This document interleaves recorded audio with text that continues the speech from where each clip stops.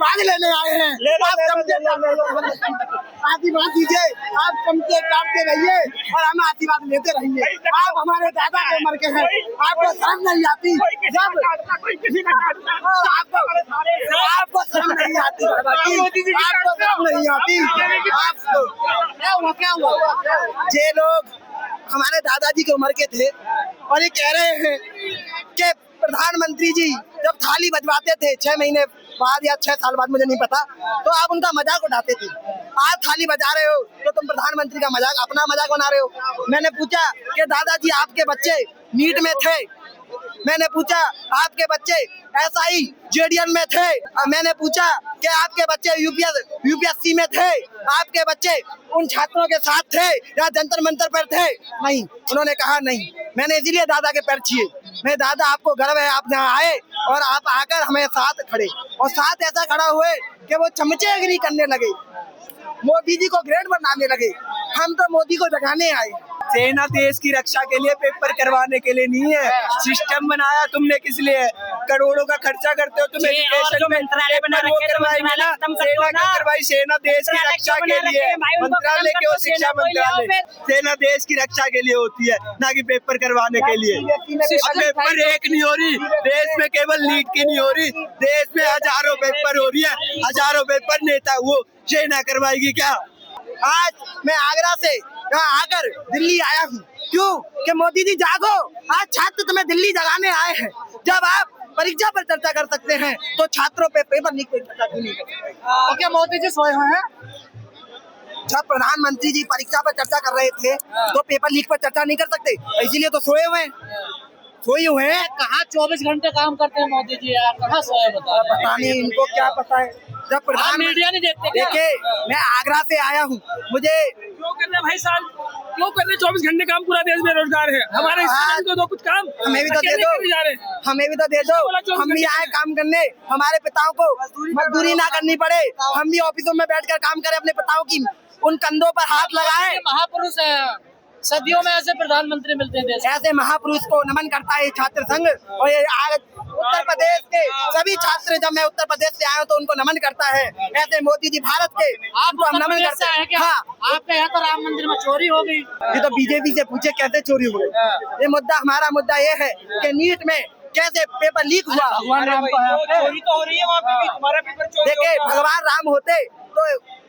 राम होते तो हम हिंदुओं की समझते। वहाँ एक तभी कहते हैं हमारे प्रभु मोदी जी राम है, तो राम जी को थोड़ा आना चाहिए कि बताना चाहिए कि हमारी प्रजा के साथ जो गलत हो रहा है, तो हमें थोड़े न मंत्रियों का इस्तीफा ही ले ले। क्यों नहीं इस्तीफा हो पा रहा है, क्या लग रहा है?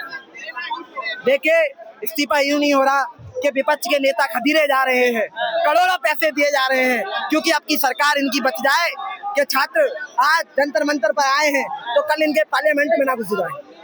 बोला जा रहा है, लगता है इस्तीफा होगा धर्मेंद्र प्रधान, देना पड़ेगा धर्मेंद्र प्रधान को इस्तीफा।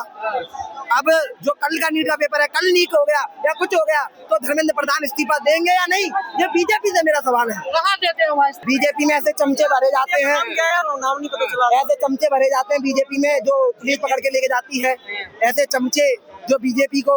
ये क्या आंदोलन खराब करने भी आए क्या कुछ लोग? हाँ, लगता है मुझे ये यहाँ आए हैं छात्रों के बीच में कि श्रीलंका बना देंगे या नेपाल बना देंगे, तो ये भारत के छात्र हैं, ये नेपाल नहीं बनने देंगे। पुलिस बहुत मेहनत कर रही है। हम दिल्ली पुलिस का आभार व्यक्त करते हैं कि वो छात्रों के बीच में आई और अपने बच्चों के बीच में खड़ी रही। हम दिल्ली पुलिस का भी आभार व्यक्त करते हैं। मोदी जी को, हम मोदी जी को मैसेज ये है कि प्रधानमंत्री जी, गूंगी बहरी सरकार को बंद करो और न थोड़ा जाग जाओ और न छात्रों की तरफ देख लो। अंधभक्तों को पैर छू गया। नहीं, पैर तो छीने पड़ेंगे, वो दादाजी की उम्र के थे, मेरे दादाजी की उम्र के थे भाई, मेरे दादाजी की उम्र के हैं तो पैर तो छीते हैं। हमारे यहाँ हिंदुओं में एक प्रथा होती है, जो बड़े होते हैं हम उनके पैर छीते हैं। हाँ, हिंदू हूँ मैं।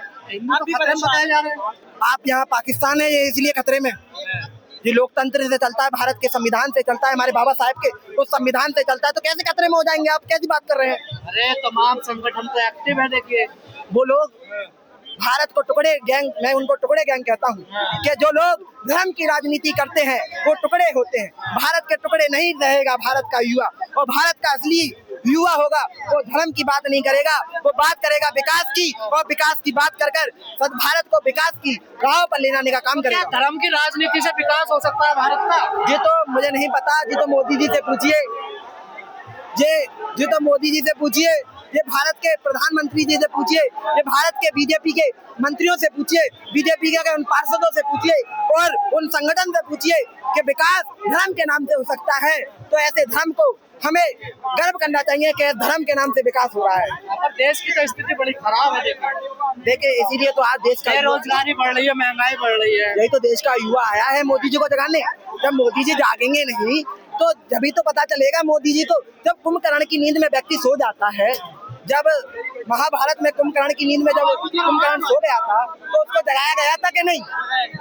तो इसीलिए आज छात्र आए, ताली लाए और जगाने आए। और प्रधानमंत्री जी, जब मैं एक बात कहना चाहता हूँ, प्रधानमंत्री जी आप सुने हो, आपके चैनल से कोई बीजेपी का मंत्री या कोई भी सुनना हो तो प्रधानमंत्री से मैं पूछना चाहता हूँ, जब आप पेपर पर परीक्षा पर चर्चा कर सकते हैं तो पेपर लीक पर भी चर्चा होनी चाहिए।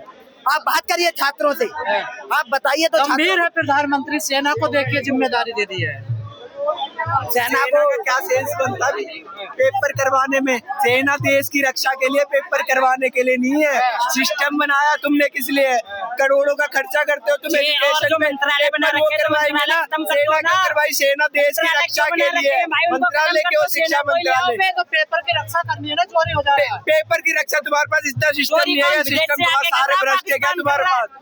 पाकिस्तानी आके कर रहे हैं, एग्जाम लीक हो रहा है उसके प्रति तुम्हारी जवाबदेही नहीं है, लेकिन तुम्हें पेपर करवाने के लिए सेना की सहायता चाहिए। क्या सिस्टम कोलैप्स हो गया है? सिस्टम कोलैप्स हो गया है, पूरी तरह से हो गया है, जवाबदेही बिल्कुल भी नहीं है। सरकार कह रही है पेपर लीक पे हमारे पास एविडेंस नहीं है। अब जब एविडेंस मिला तो उनकी आवाज नहीं निकल रही है। सेना को लगा दिया पेपर में। सेना देश की रक्षा के लिए होती है, ना कि पेपर करवाने के लिए। अब पेपर एक नहीं हो रही देश में, केवल लीक की नहीं हो रही, देश में हजारों पेपर हो रही है, हजारों पेपर नेता वो सेना करवाएगी क्या या सिस्टम करवाएगा? तो सेना को दी गई है ना जिम्मेदारी। तो इस बार दे गई है, हर बार वही सेना करवाएगी क्या? वही लेगी जिम्मेदारी। और जो हजारों करोड़ों का घोटाला हो रहा है शिक्षा मंत्रालय में, वो कहाँ जाएगी?